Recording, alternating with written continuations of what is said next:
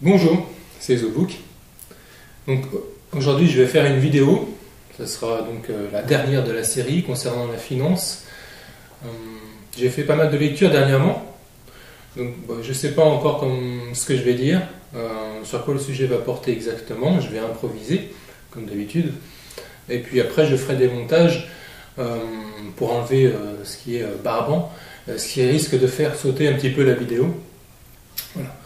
Donc on va faire une petite critique sur 2-3 bouquins que j'ai lus très dernièrement. C'est très récent. Et puis on va voir un petit peu avec le recul par rapport à l'achat d'or que j'ai fait. On va parler des cours qui ont monté, qui redescendent, l'or plutôt que l'argent, ou bien les deux, ou finalement est-ce que ça valait vraiment le coup, l'actualité d'aujourd'hui. Donc dans le trailer, en fait, vous avez vu que, pour ceux qui ne me connaissent pas encore, que j'ai fait un achat d'or en début d'année 2011. Et puis, donc, on va étudier un petit peu ce qui s'est passé tout le long de l'année. Et j'avais parlé lors d'une réunion à Toulouse, au mois d'avril, je crois, avec Pierre Jovanovic, à laquelle j'avais assisté. C'était dans les locaux de la radio éphémère. Eh bien, Monsieur Jovanovic annonçait le mois d'octobre comme étant catastrophique, puisque c'est l'année en fait où les banques font leur bilan, donc elles font leur comptabilité, comme toute entreprise commerciale, pour savoir exactement les possibilités qui leur sont offertes pour l'année suivante. C'est-à-dire au niveau du budget, ce qu'elles sont capables de prêter, etc. Enfin bref. Et donc, eh bien, nous sommes le 15 octobre. On est donc mi-octobre pour le moment, à part Dexia, qui qui tente d'être sauvée une troisième fois, rachetée par les Chinois. C'est très grave. Mais bon, je m'attendais à pire. Alors, le mois d'octobre n'est pas encore terminé, donc on va voir ce qui va se passer. Donc concernant les livres, on m'en a conseillé plusieurs. Beaucoup font l'apologie du livre Comprendre l'Empire d'Alain Soral. Donc Alain Soral que je ne connaissais pas auparavant, je l'ai découvert à travers ce livre. Et puis j'ai vu quelques vidéos sur internet, personnage haut en couleur, toujours extrême. Un coup il est d'extrême gauche, un coup il est d'extrême droite. Un coup il va parler très calmement, très posément, avec un débit de parole vraiment très très très rapide. Je ne sais pas ce qu'il a comme processeur dans le cerveau, mais ça carbure. Et puis il y a des moments où quand il est invité sur des plateaux de télé, il s'emballe, il devient agressif, limite violent, dans ses gestes et dans ses mots. Il y a tellement à dire sur lui. Je vais essayer de me contenter de ce livre-là. Il a parlé de tout un tas de sujets qui sont très intéressants, surtout sur le féminisme, etc. Mais on va se concentrer que sur la finance. Alors, au niveau de son bouquin, c'est-à-dire que je m'y suis pris 5 fois. 5 fois pour essayer de le lire. On voit une très très grande érudition. C'est quelqu'un qui a beaucoup étudié la philosophie. Le problème, c'est que ça commence par des citations, des citations, des citations. Son bouquin commence à partir de la page 13.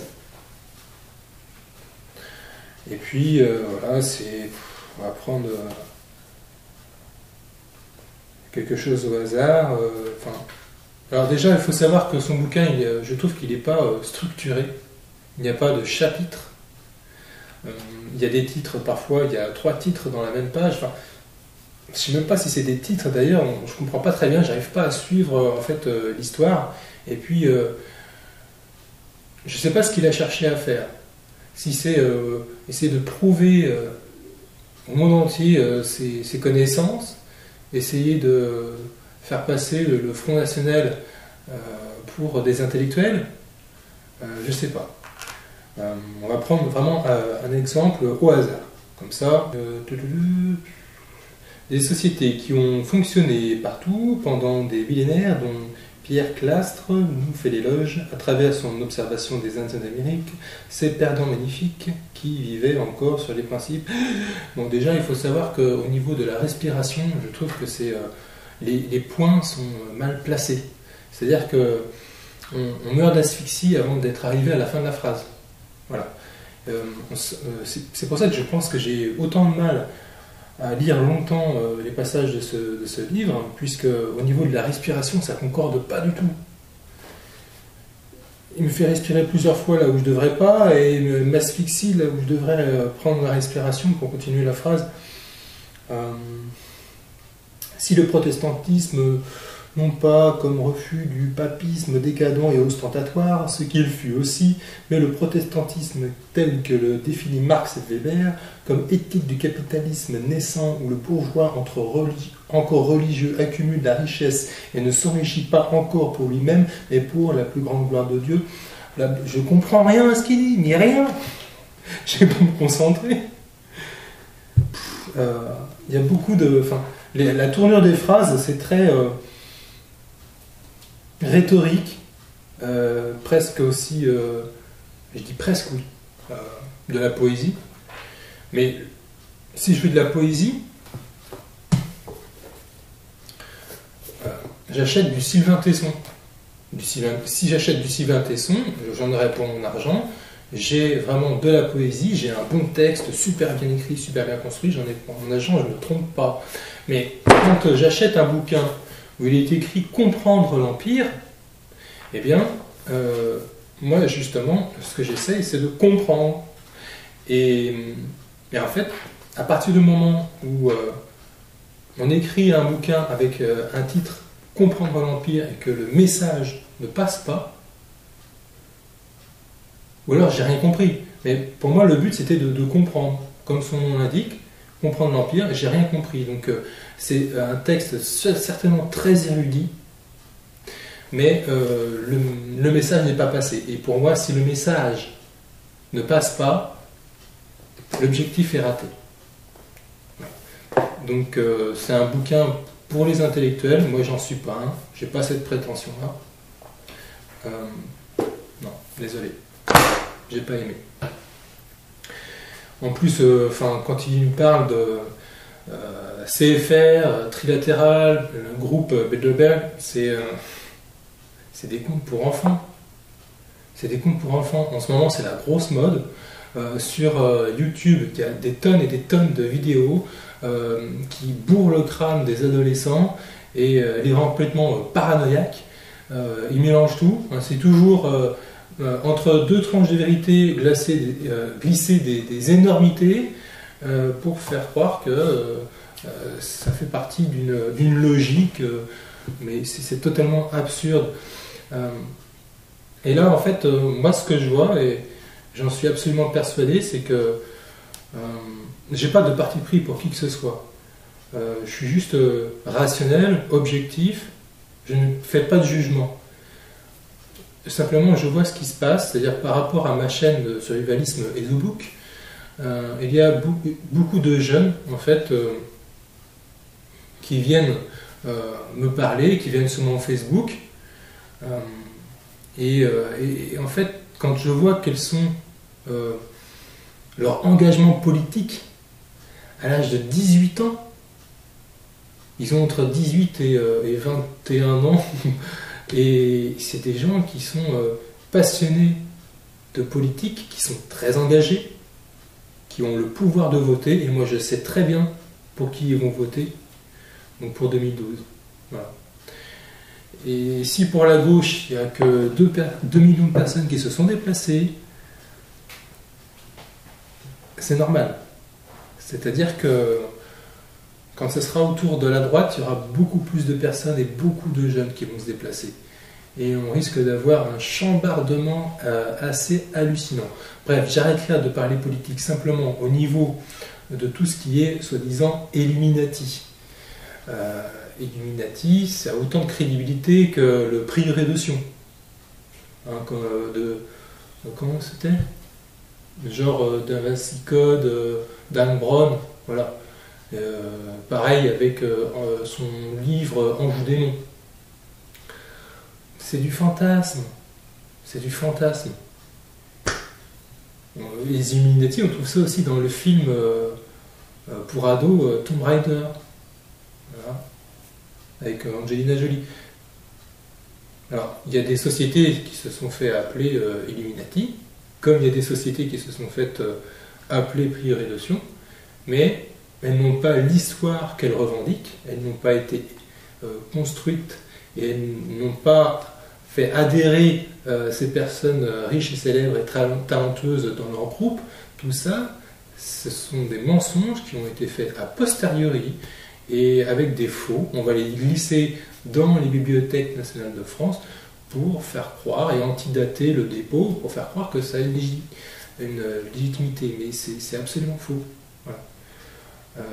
Pierre Plantard est un mythomane. Voilà.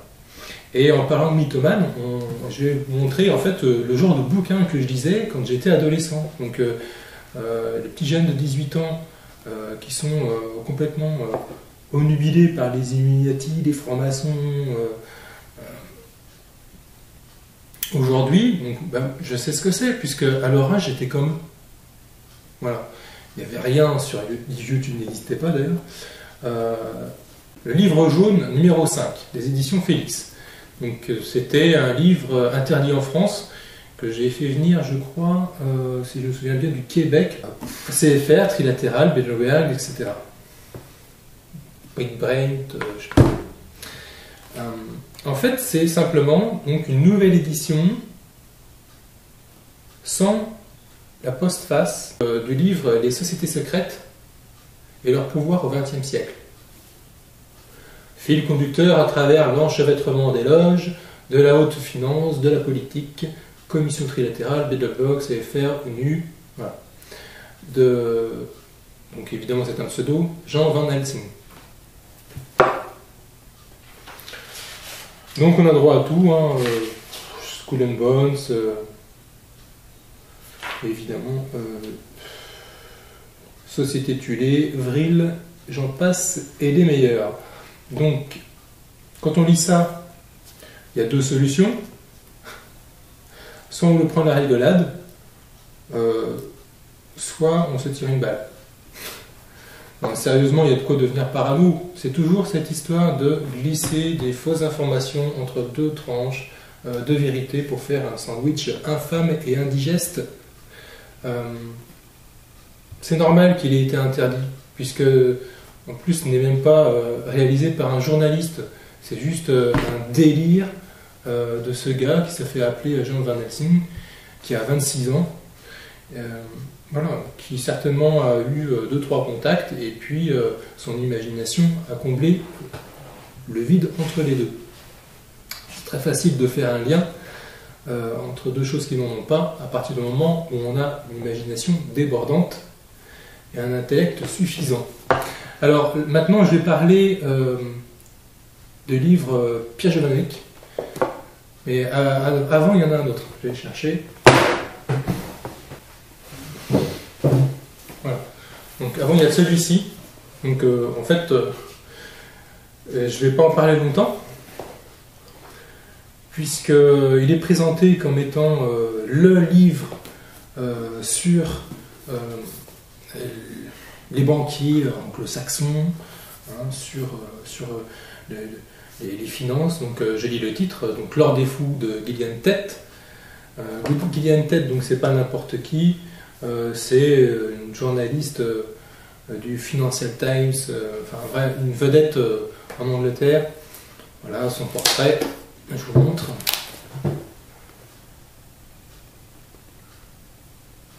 Partie économie, donc l'édition du Jardin des Livres. Comment une équipe de jeunes banquiers de la JP Morgan a révolutionné le monde de la finance en inventant le produit miracle qui annulait le risque d'impayé. Tout le problème il est là. Comment la cupidité de leurs concurrents détruira ce rêve, explosera toutes les places financières de la planète et accouchera de 55 000 milliards de dollars d'impayés. Voilà, bref. En fait, il ne parle pas d'or dans ce livre.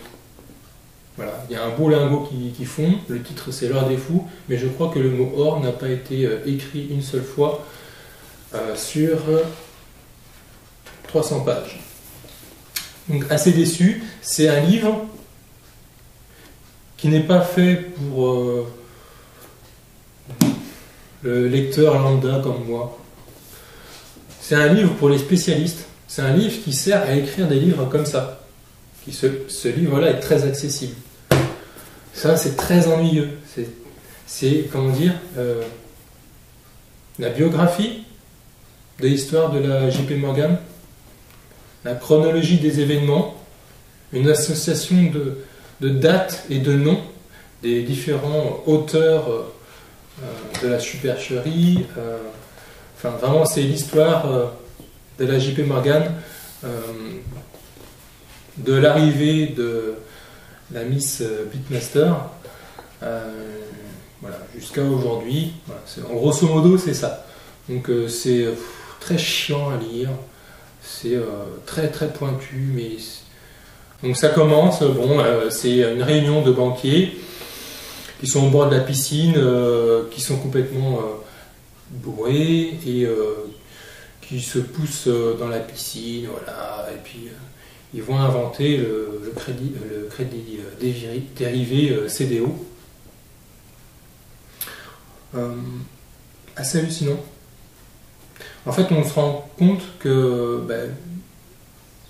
alors déjà, il faut partir du principe que si tu te poses vraiment la question, comment fonctionnent les finances, 99% des gens ne le savent pas. Est-ce que c'est normal? C'est-à-dire que les gens acceptent, finalement, de ne rien comprendre à la situation. Ils délèguent ça à des autres sphères qui sont, selon eux, selon leur espérance, en toute logique, des gens responsables, des gens intelligents, qui s'occupent un petit peu de leurs ouailles pour leur bien. C'est pas du tout ça, c'est exactement l'inverse.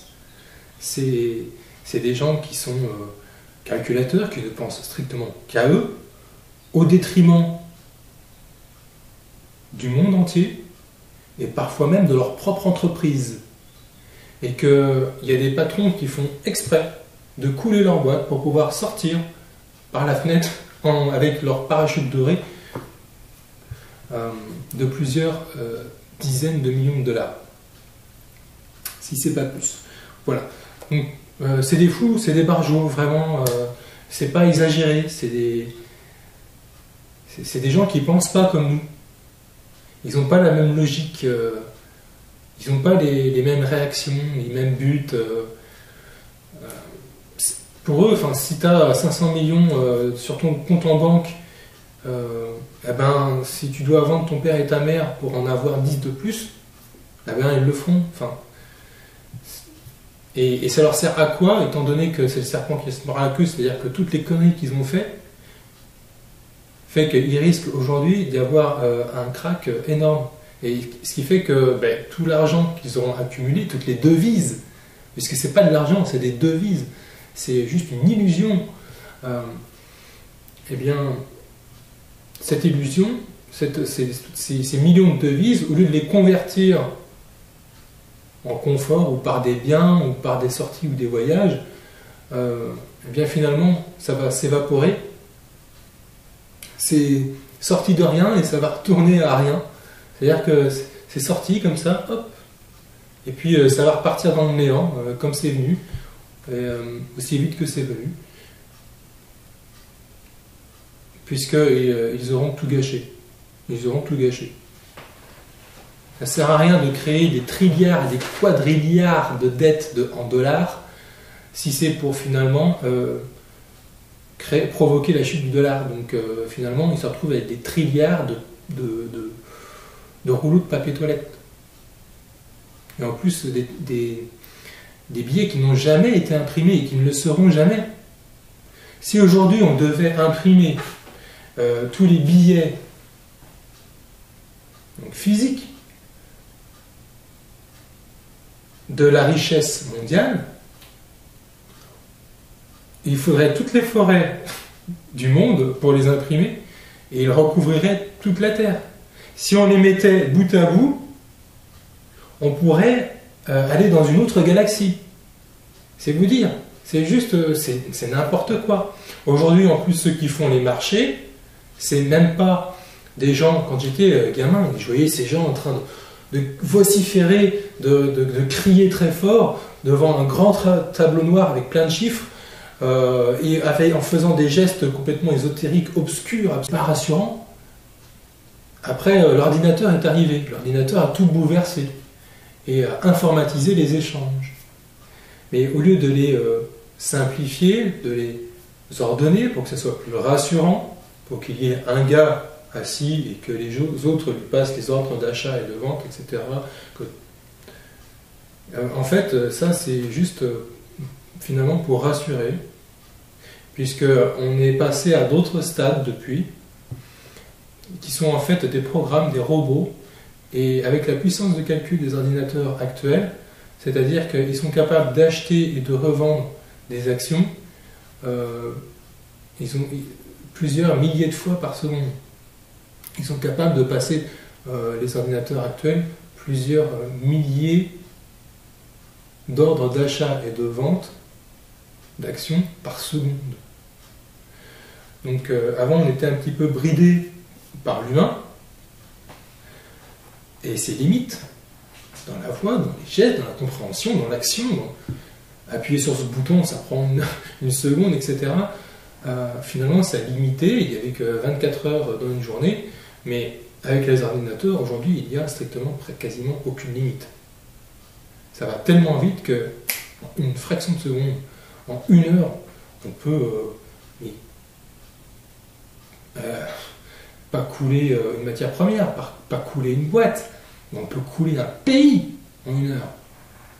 C'est ça qui est extraordinaire, c'est qu'aujourd'hui tout le monde va bien. Tout à l'heure je suis allé sur la place du marché, papy-mamie avec sa casquette, qui négocie, je sais pas moi, un assortiment de verres. Il est content les gars.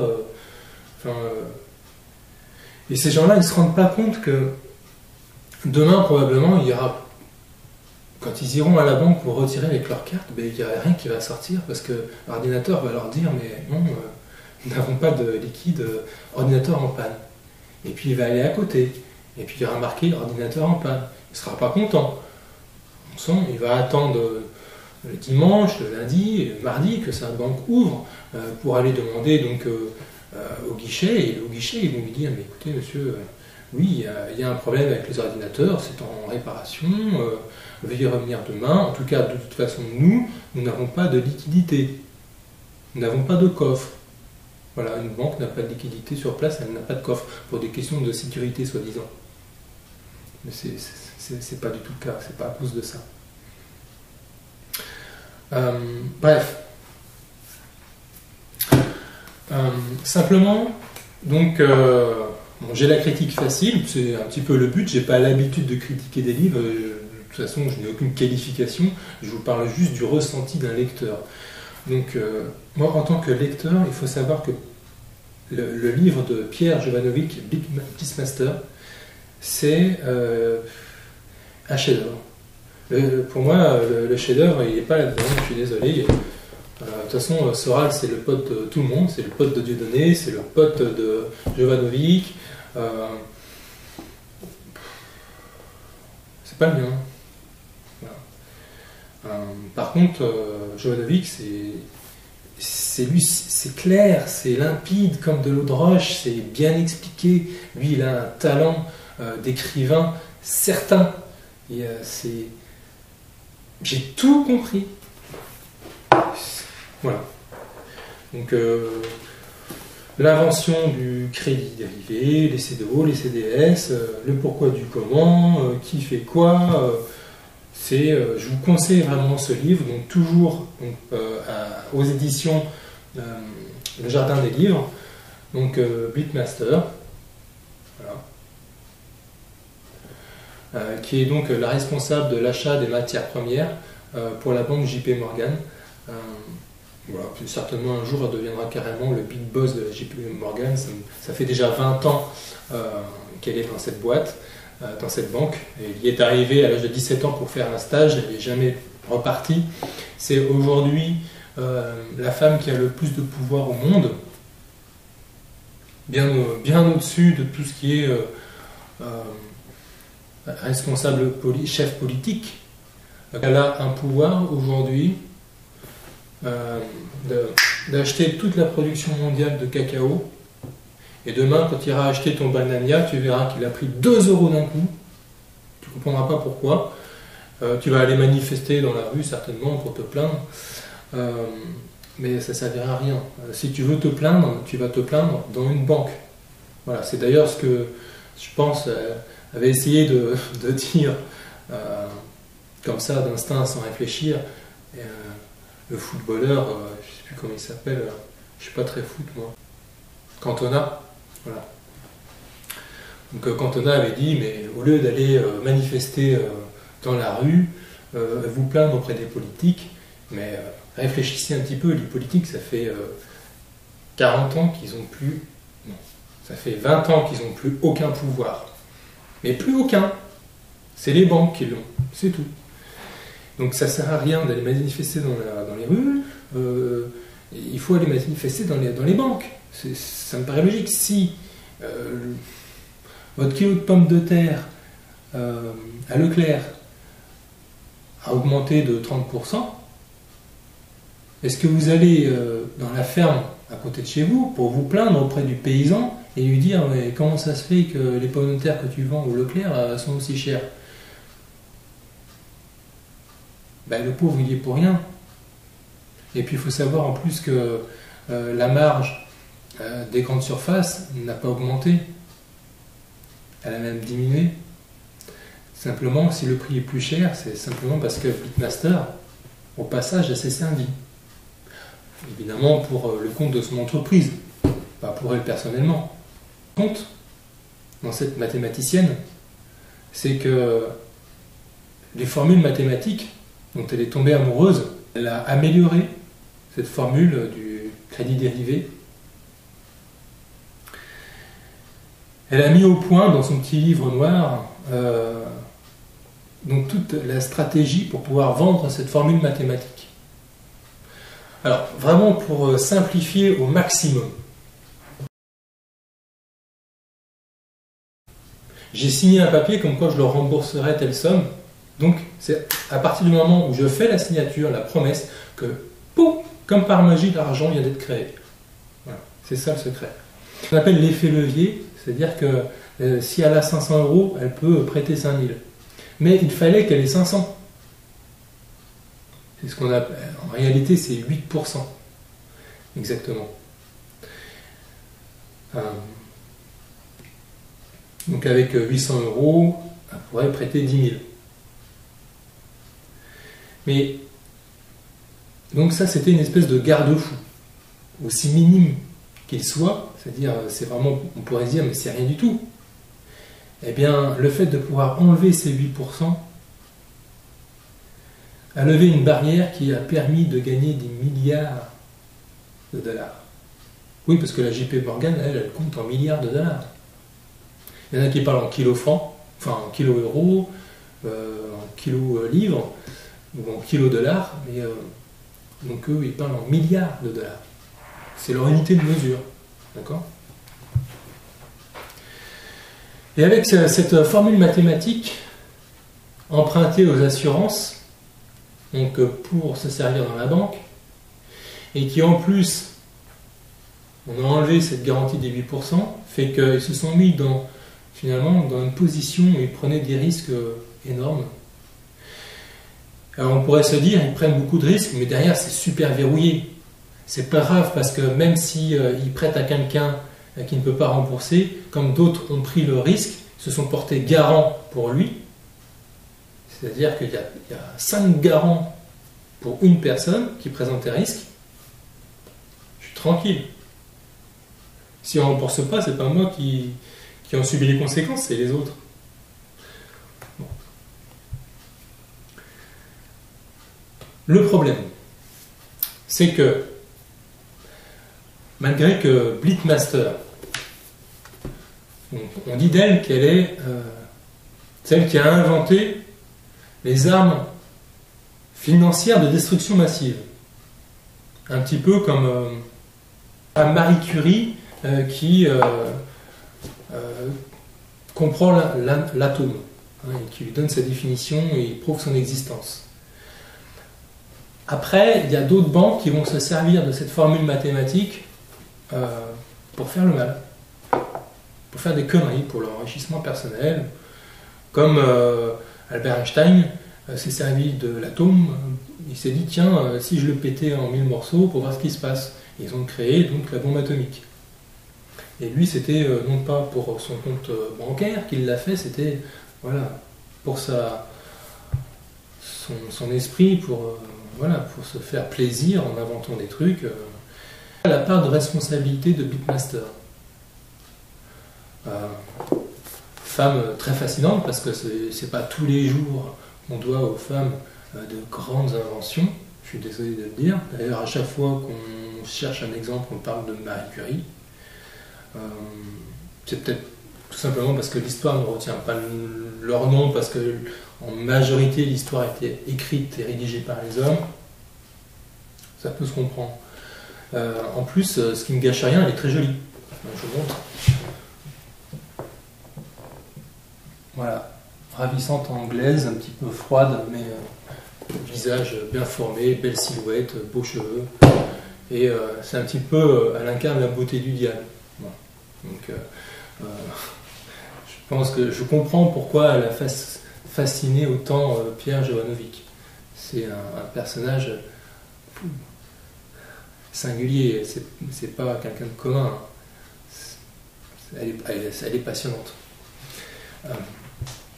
Ils se sont servis en fait de cette formule dans leur propre intérêt, l'ont fait donc sans réfléchir, au même titre d'ailleurs que des responsables politiques ont massacré l'avenir de la France dans les années 73 par Pompidou, ancien directeur de la banque Rothschild. Donc, ce gars-là, il a dit, bon, bah écoutez, la France, on va arrêter d'emprunter à taux zéro, hein, je fais une loi pour dire que c'est interdit, et que je vais donc créer forcément de la dette obligatoire, puisque je veux que maintenant la France emprunte à des banques privées, avec des taux d'intérêt. Voilà. Alors qu'avant, elle empruntait à 0%.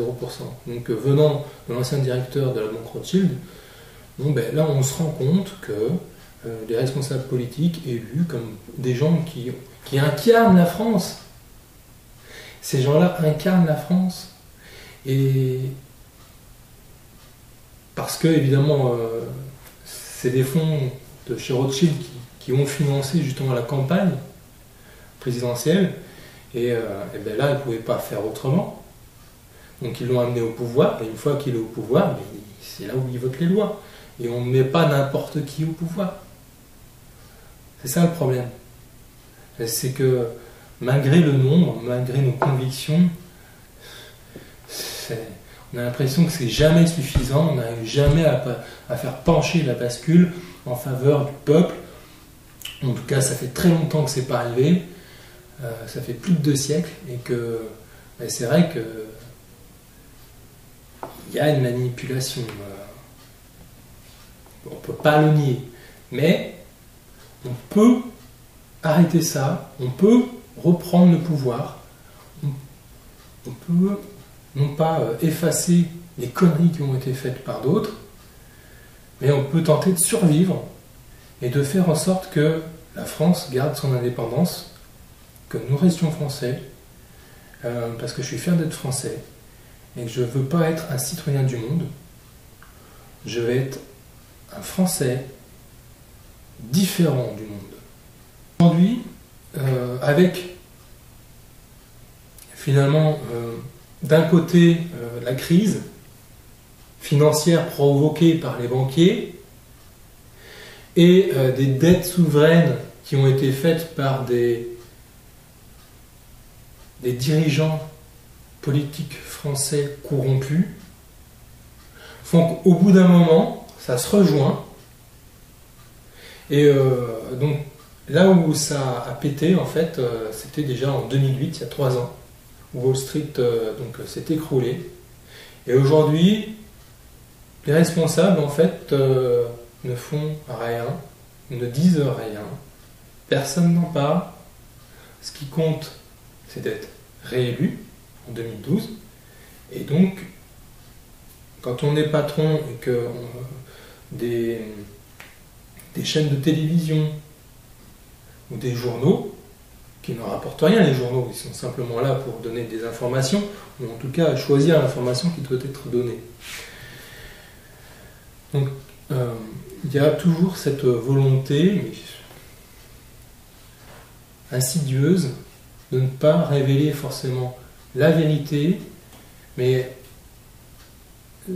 c'est normal puisque quand on en avait déjà parlé, il y a ce sentiment paternaliste.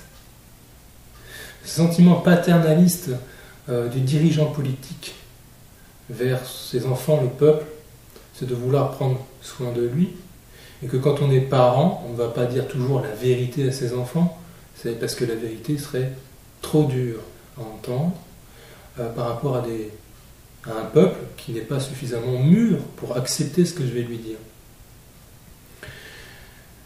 Donc,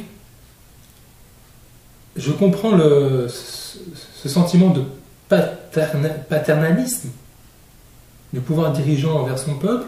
Seulement depuis Sarkozy, on est dans un régime infantilisant, donc c'est le stade au-dessus.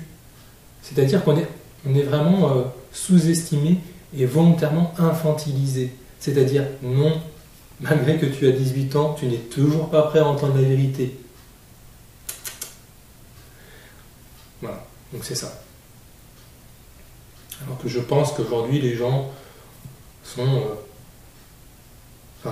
quand même, j'espère que les gens se posent des questions et que ils ont envie de retrouver ce qu'ils ont été par le passé, ce qu'ils ont perdu.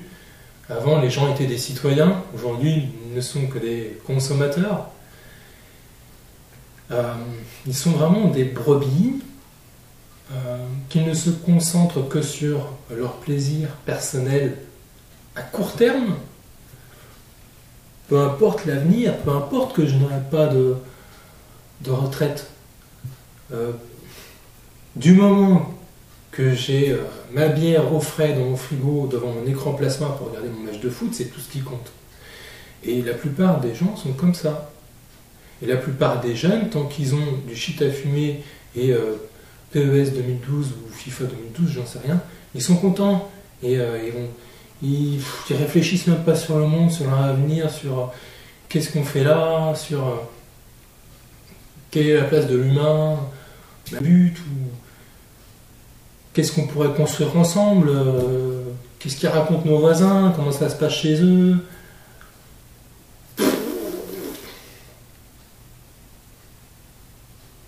Oh, les gars, mais réveillez-vous quoi. On n'est quand même pas des sacs de viande, tout bon juste à travailler comme un forcené pour gagner des points. Ces points nous servant à nous désaltérer, surtout en été, parce que voilà, se désaltérer et rester en vie. Rester en vie, pourquoi ? Pour consommer. Voilà, donc c'est là en plus tout le problème.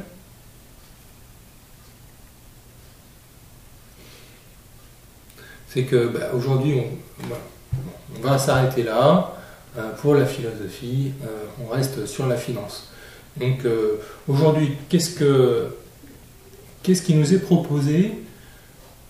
Est-ce que ça va être vraiment la fin du système monétaire ? Est-ce que demain, il n'y aura plus d'argent ? Est-ce que tout l'argent que vous avez en compte, sur votre compte en banque va disparaître ? C'est pas aussi simple. Donc c'est sûr que ceux qui ont fait des assurances, ceux qui ont proscrit des assurances vie, qui ont plus de 76 000 euros ou qui sont à la Société Générale, c'est très mal barré pour vous. Hein. Il n'y aura pas de secret. Hein. Vous pouvez faire comme la plupart des gens, attendre qu'il se passe un miracle, mais il ne se passera pas de miracle. Donc ça, c'est perdu. Hein. Voilà, c'est clair.